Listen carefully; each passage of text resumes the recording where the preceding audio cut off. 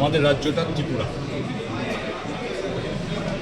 আমাদের মাননীয় মুখ্যমন্ত্রী, আমাদের সরকার বিগত দিনে যতটা দিয়ে আমরা দিতে পেরেছি, আগাম বলে বলে কাউকে আমরা দিয়ে দেওয়া হয়নি।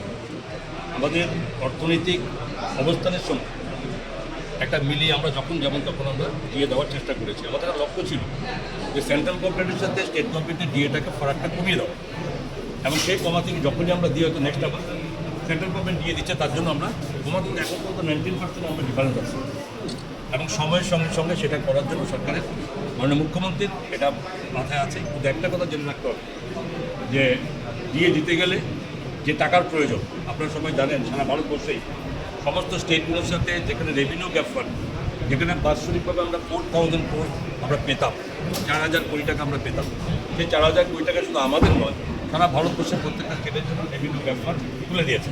অ্যাডভাইস করছে স্টেট ফিনান্স কমিশন, কী বলেছে যে প্রত্যেকটা স্টেট তার নিজের থেকে রোজগার, নিজের থেকে ওদের ইনকাম বাড়াও।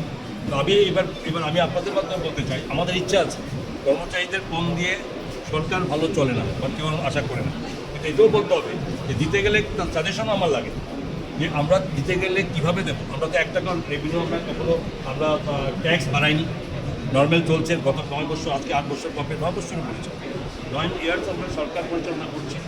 এখন পর্যন্ত আমরা একটা টাকার তো ট্যাক্স আমরা কারোর উপর চাপিয়ে দিই।